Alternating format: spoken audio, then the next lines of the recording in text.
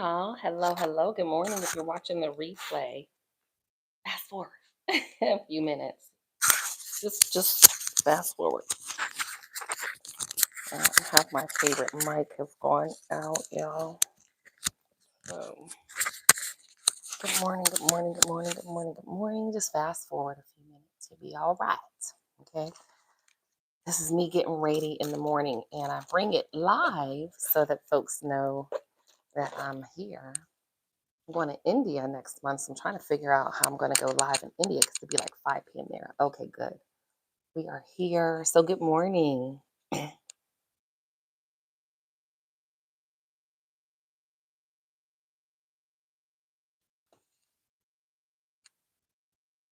Make sure there's no crazy click, click, click. I'm coming from cycle class today. Woo, she gave it to us. Okay, we got it in.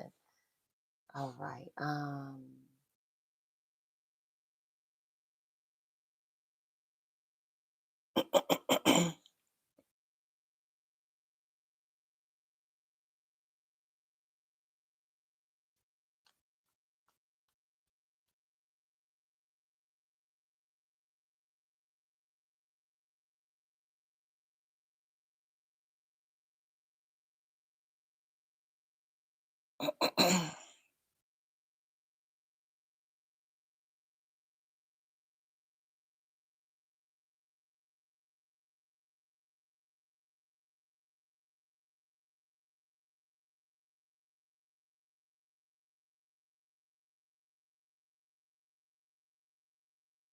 Good morning, Yapa. Good morning. Hey, Glendora. Yapa, I appreciate you, sis. Reach out to me on LinkedIn and send me your phone number or email me just montina@gmail.com.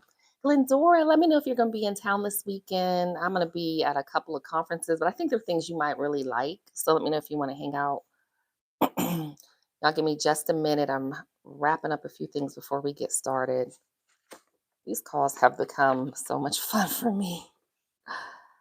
Whew.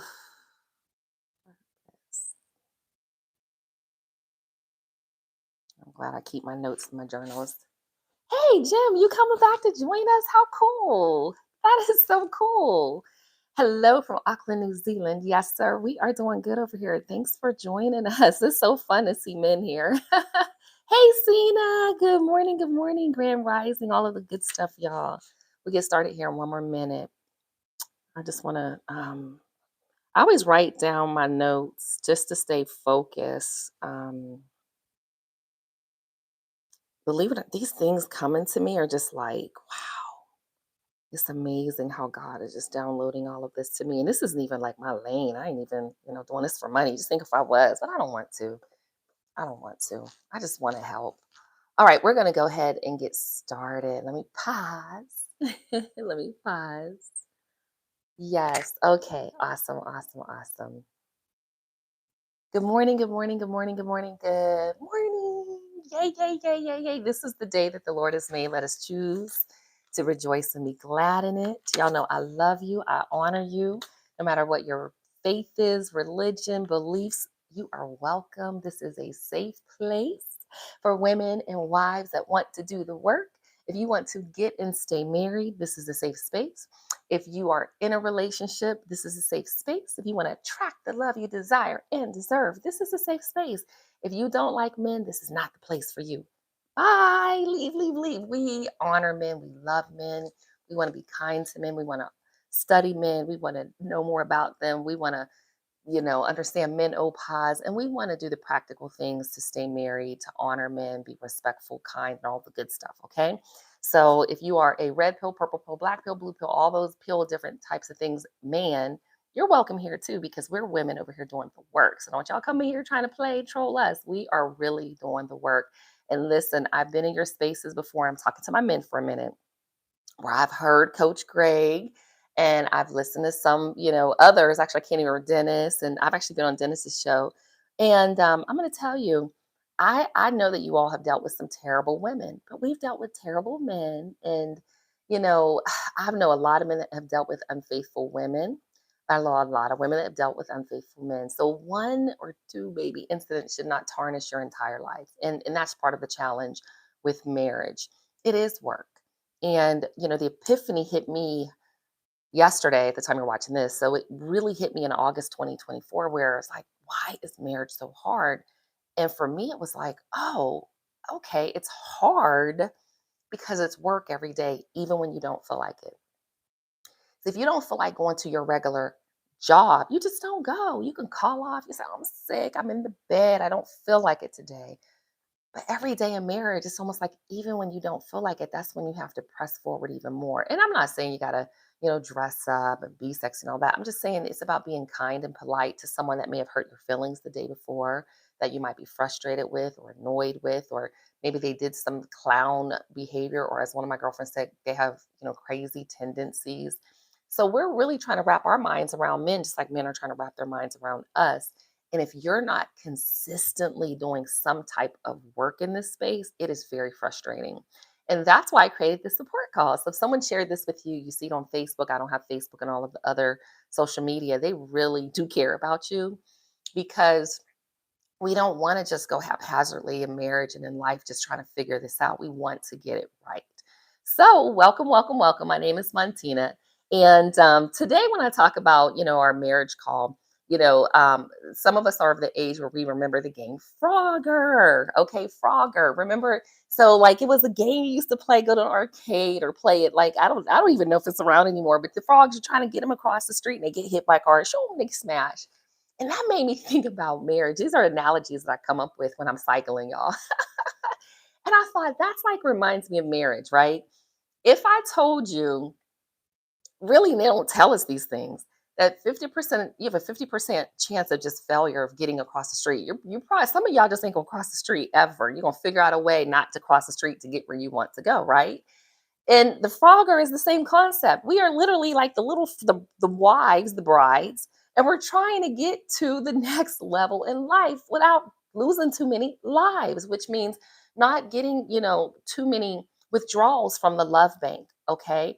And so with that Frogger analogy and example of 50% of the frogs are going to die, the other 50% of us are looking at y'all like, oh my God, I don't think I want to take the chance. You have 50% of women single, the other 50% of get married and then they bailing out, and you got a small, tiny percentage just like, yeah, I think I figured this out.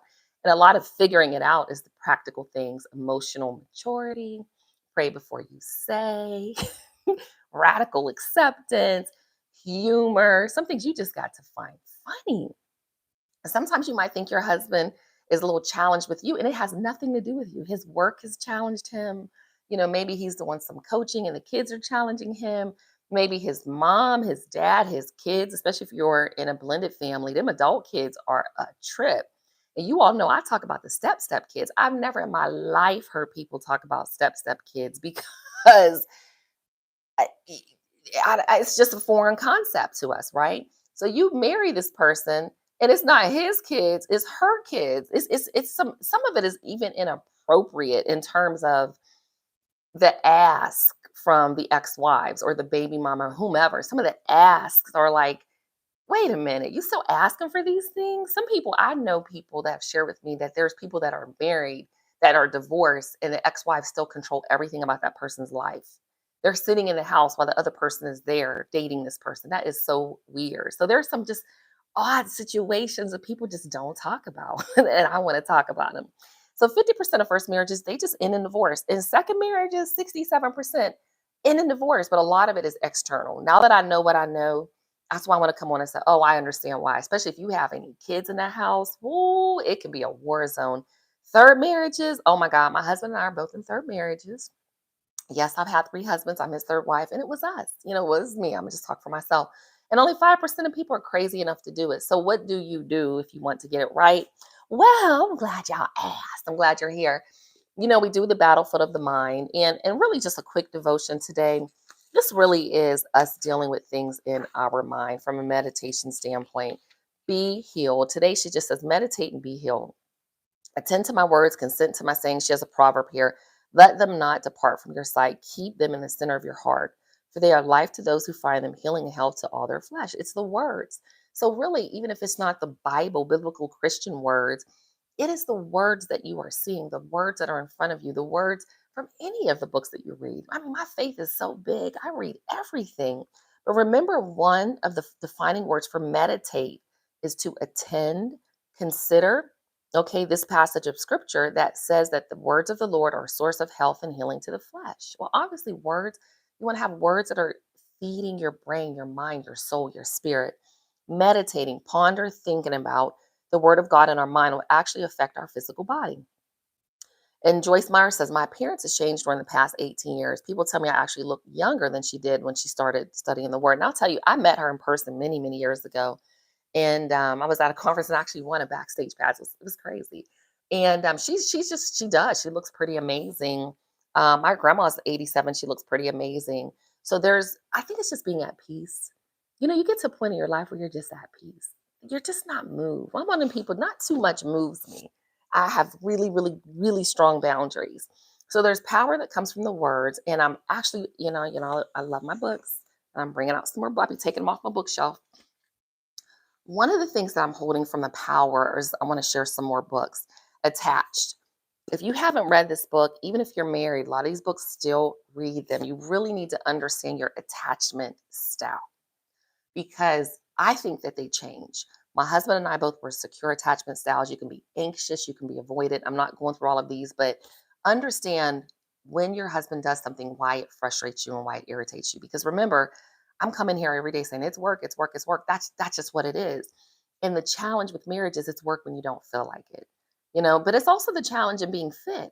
I go to the gym every single day. I eat every single day. Like if I miss a day, I feel it because I'm consistent, I'm diligent. It's just part of my lifestyle. So understand what kind of moves you. And my single ladies, I'm going to talk to y'all today too. His needs, her needs, building a marriage that lasts really, really talks about things to do, affection, and the 10 things that are necessary for you to have a successful marriage. And these are people that have been married 30 and 40 years when they write these books. And I appreciate it because I'm like, oh, okay. We don't have to go through all of the different valley dips in our marriage when there's just things you can read and understand. Talks about the affection, sexual fulfillment, intimate conversation, recreational companionship, honesty and openness, physical attractiveness. Y'all know I talk a lot about that. Financial support, domestic support, family commitment, admiration. And what he does is he goes, these are her needs, these are his needs. These are your needs, these are his needs. These are her needs, these are his needs. So a lot of these books, as I started to read them over the years, it's not all about him, it's not all about you. It's about how do we come together and build something that's beautiful. And that's what you want. The Go Giver Marriage. Remember, I read in this one that the purpose of marriage is to give yourself fully to another and in the process become your best self. Okay, the Go Giver Marriage. And then again, I have the books. I'm black, y'all.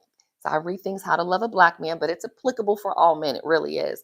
But there are things in here, and I like this because it kind of helps you identify different love substitutes that you may have had over the years.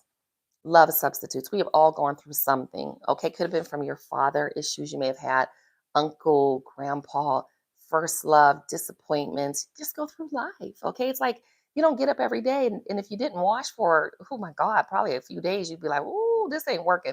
Same thing with your life. Okay, it's just some of the things that we just have to make sure that we're showering daily. You want to make sure you're recharging daily, refreshing daily. So this is a really good book. The astrology of you and me. Now, you may not be into astrology. I can't say I'm super into it, but there are I just read everything. But this has helped me understand some of the ways that my husband and I act and react to each other because we're polar opposites, like completely polar opposites. And most opposites are what attract. Most people are married to someone completely different. If they're neat, this person's messy. If this person's outgoing, this person's more introverted. So we're very polar opposite. And I really had to understand why and do what works for us. Okay. In a lot of ways, we're very similar. But a lot of the things, some things I'd be like, well, this is a little off or abnormal, but it was really normal. And it was just part of their personality. I have a unique personality. I don't like everyone. I don't dislike everyone. I can get along with anyone. But I know that my personality is unique. So I try to be very mindful of that in certain situations. I'm a very, very particular person. My single ladies, and I have literally thousands of books in my library, upstairs library, downstairs library. I don't even have space enough for all my books. But you all, when you're coming to these calls, I want you to understand marriage is work because you are on every single day. That's the thing. Imagine you're just literally on every single day. So you want to marry smart. You have to get this right. You want to get it right the first time because you don't necessarily want to go in a second or third marriages. And I actually have videos about, hey, stay sis, stay married. You want to stay married. Now, perhaps there are reasons for you to get out the marriage. I've talked about this. I do believe the grass is greener on the other side. It is. But you have different obstacles in the grass, right? You have different challenges. You have different critters that you're going to deal with. No contentious mother-in-law. Woo, woo, woo. But you got a contentious sister-in-law or step kids or adult kids that want your husband to be everything to them. You got people that have inappropriate relationships in terms of they're treating your husband like a sugar daddy, and they might be oblivious to it. I'm telling you, some of the things that I've seen over the years, not necessarily in my relationship, but in others, it's just not normal. It's not, it's abnormal. Especially with adult children, these adult children will take you there.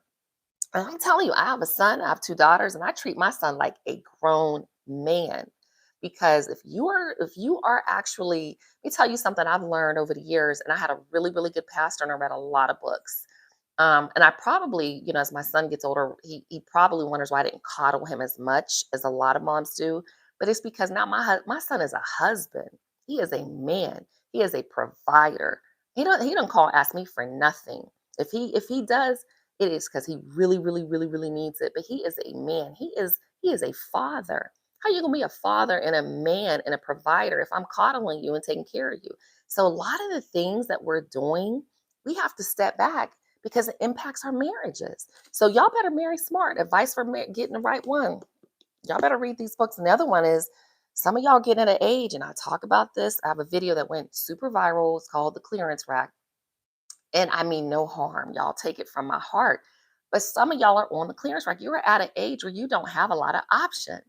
Even at my age, I had options, but I didn't have a lot of options. Now I have more options than most, but I mean, they're not men at my age date women younger. I'm going older, they're going younger. So I'm just telling you, some of y'all need to settle for Mr. Good Enough. Good enough. Y'all need to read these books.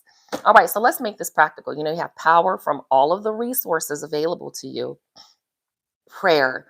Pray before you say, meditate, listen. God, let me see him how you see him. And I'm going to tell you, there's some things that even go on. Like I said, this is as much for me for you. And I have to just breathe and just say, okay, I know it's not me. I know what my husband's dealing with. He's dealing with work and some of that pressure, but it's not me. And you know what?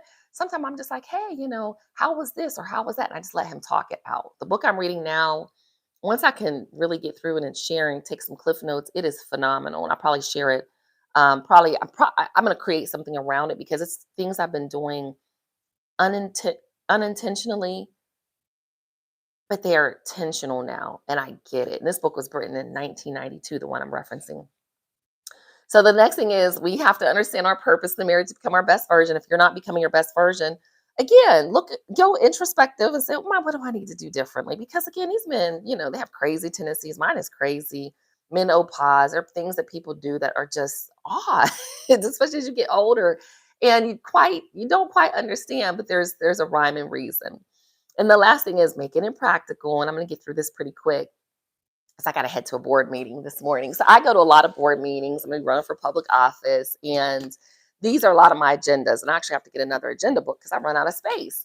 And I'm sitting in the meeting last night and they're talking about a new Parks and Recreation plan, $136 million plan. Y'all, that's why I love local politics.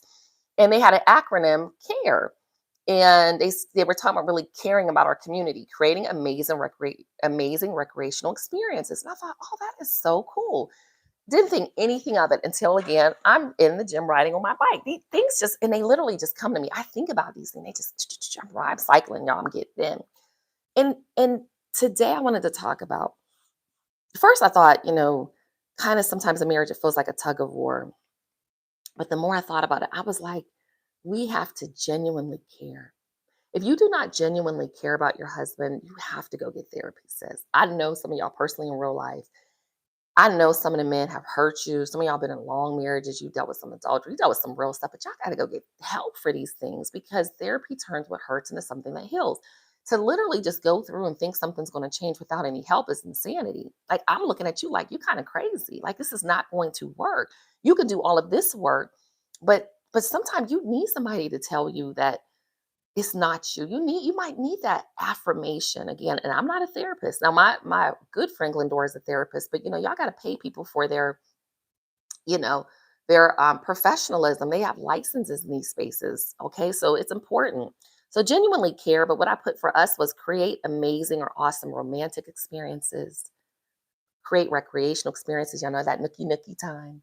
Create relaxing. Are you creating relaxing, amazing, or awesome relaxing experiences or an environment? What's your home like? Or is it a place where he can recharge, where he can relax? Is it romantic? I have to put on, candles and certain scents and change the lighting sometime and play certain music, taming the tiger. But again, you have to genuinely care. And you can fill in the care for whatever it is that you want from my notes. But it doesn't have to be this tug of war. Let it be a beautiful romantic dance. Okay? So again, just care genuinely. And if you struggle with that, I'm in a third marriage for a reason. Okay? But if you can't genuinely care about the person that you have made this vow to, that you have given your heart to, your life, you can't be vulnerable, ask yourself why. And that's how I'm gonna leave y'all with genuinely care. Again, create amazing romantic environment, you put experiences, but your environment, your home, what is that like for you? My husband is a busy, busy, busy, busy body, moving all the time. And sometimes I just have to sit and pause. Like I can't be on all the time. Plus, I work from home a couple days a week. So really for me, I don't want to be on. So a lot of you, if your husband works from home or you work from home, keep that in mind too. Like we're working from home. And then for me, I can't sit and see dishes in the sink and things are just kind of in disarray in the home. So I do want to make sure it's a pleasant place when he walks in, but I'm also in meetings right from here. I'm leaving to a board meeting. And then I have to get on another board meeting where I'm a chair. Then I'm going to meet with my senator today. Then I got a hair appointment. And then I'm in a conference the whole rest of the week. So be mindful that your spouse is doing things. Understand what their schedule is and understand that they're wearing the weight of the world on their shoulders. And my single ladies that are dating, y'all need to study these men because the best that you're getting is right now. When you get married to them, it doesn't get necessarily better.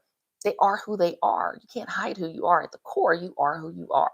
Okay. And I'm not saying it's either bad or good. It's just a generalization, but they are who they are. You have to accept people for who they are. You have to accept them. We cannot change people, and you shouldn't expect to change people. It's not nice. Okay. That's not a nice way to think about people. So last, that's it. Genuinely care, and again, whatever that means for you, fill in your R, make up your own acronym, do whatever works for you. But remember, your hobbies keep you happy, sis. You have to have a list of hobbies. You need to be doing something for you every single day. Your self-care versus your self-maintenance. Y'all know I talk about today's my self-care. So I'm going to get my hair done. Y'all know I love getting my hair done. You need a sister circle, unicorns and rainbows. I love having you guys here, but I have real sisters in life, like real friends. I don't check in with people every day. I'm kind of like not an everyday friend, but when you talk to me, hey, I'm available, but I text somebody every day to, hey, missing you. Hey, haven't seen you at the gym. Hey, haven't seen you at yoga. Hey, how's it going? I'm pretty much checking in with the pulse of people to show, hey, I care. Put on the armor, y'all. Ephesians 6:11. Put on that whole armor because we are going out into this real world. It's a real world. And even if you're not going out, some of y'all stay at home mamas. Sis, he going out in the world. You don't know what he bringing home.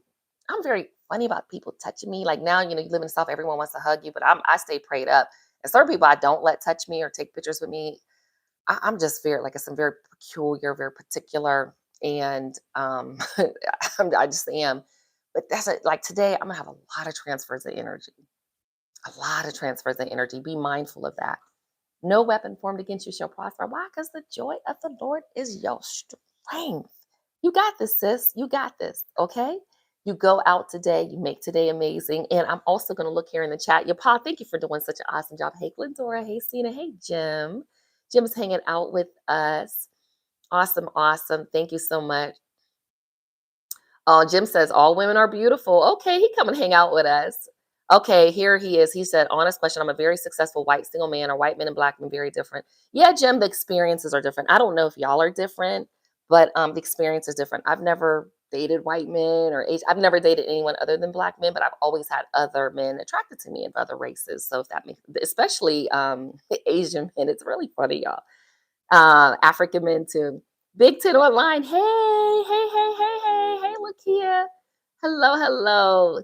Watch out for love bombing a narcissist. I do talk about that sometime too. Okay, so awesome, awesome, awesome. All right, hey, Hope.